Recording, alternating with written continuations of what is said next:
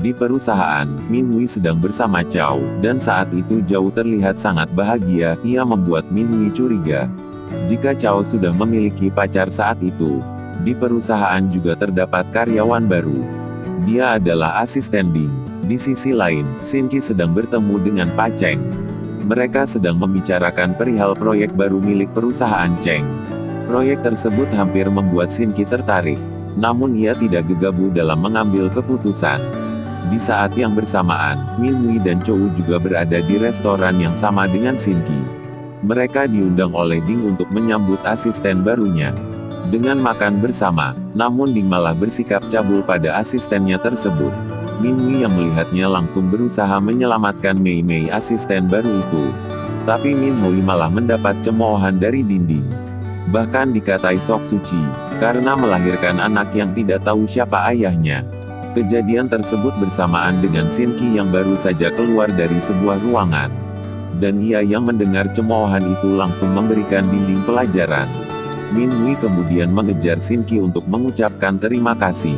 Shin-Ki masih merasa sangat kesal mendengar perkataan Dinding tersebut. Tak berselang lama, Joe menyusul untuk mencari Minhui. Namun agar tidak ketahuan, Minhui sampai mengajak Shin-Ki untuk bersembunyi. Di perusahaan Blue Jay, Shin-Ki merasa sangat senang berkat kue yang diberikan Minhui untuknya. Dia pun sangat menikmati kue tersebut dan membuat moodnya menjadi sangat baik. Di sisi lain, Minhui sedang ingin mengantarkan Kuan untuk pergi ke sekolah. Saat itu Minhui baru menyadari pentingnya keselamatan Kuan. Dan ia pun memilih untuk memesan taksi. Tak lama kemudian, Shin-Ki pun datang dengan mobil Ma. Dia bersiap untuk mengantarkan Kuan pergi ke sekolah. Tapi Minhui malah sok jual mahal. Akhirnya Shin-Ki pun meninggalkan Minhui seorang diri.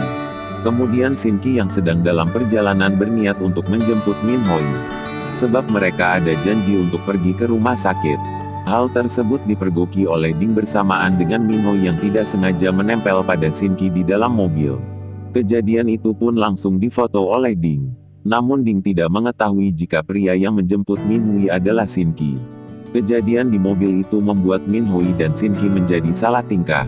Keesokan harinya, Minhui pergi bekerja seperti biasa. Namun ia mendapati sikap para karyawan yang sangat aneh. Sampai akhirnya Chow memanggil Minhui dan memberitahukan atas berita yang sedang beredar di media sosial. Benar saja, foto kejadian antara Minho dan Shin-Ki di dalam mobil tersebar di media sosial. Sampai akhirnya terdengar di telinga Shin-Ki bahwa ada karyawan yang sedang membicarakan hal buruk tentang Minhui. Pasien yang bersamaan Minhui langsung melacak siapa yang menyebarkan foto tersebut. Dan benar saja, lagi-lagi itu adalah perbuatan Ding.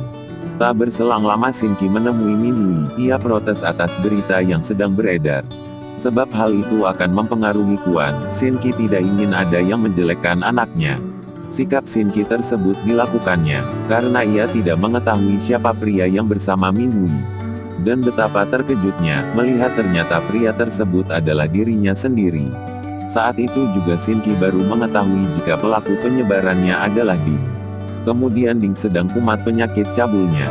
Tak berselang lama Minhui pun datang untuk memanggilnya ke ruangan direktur utama. Di sana Minhui meminta pertanggungjawaban Ding. Ia harus membuat permintaan maaf pada web milik perusahaan.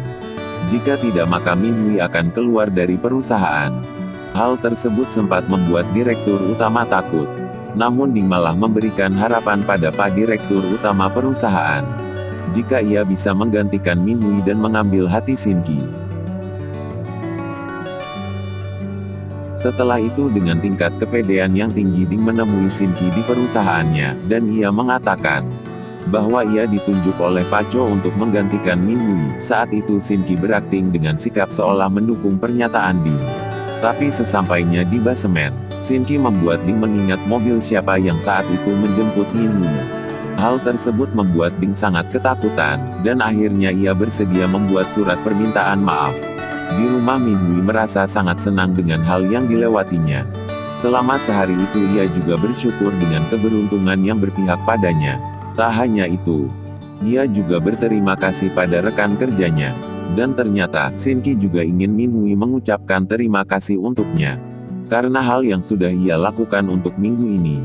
Namun, pada saat Minhui mengetahui jika Sinki-lah yang membuat Ding meminta maaf, dan Sinki juga memberitahukan bahwa pria yang saat itu adalah dirinya. Hal tersebut membuat Minhui sangat kesal, sebab secara tidak langsung, Sinki malah menyebarkan informasi hubungan mereka. Lagi-lagi perdebatan Sinki dan Minhui membuat Quan bersedih. Dan secara otomatis Minhui dan Sinki langsung berbicara dengan lemah lembut. Kemudian pada saat Quan akan bersiap untuk tidur, dia malah meminta ayah dan ibunya membacakan dongeng untuk dirinya. Tak hanya itu, ia juga merengek meminta Minhui dan Sinki berada di sampingnya sampai akhirnya Quan tertidur dengan memeluk tangan Minhui dan Sinki. Hal itu membuat mereka harus tidur bersama. Setelah itu di pagi hari, Minhui panik saat terbangun dengan posisi ia memeluk Sinki. Akhirnya ia pun berakting dengan masih pura-pura tidur. Tapi Quan mengetahui jika Minhui hanya pura-pura tertidur. Minhui pun menjadi sangat malu saat terbangun. Jangan lupa subscribe, like, share, dan komen.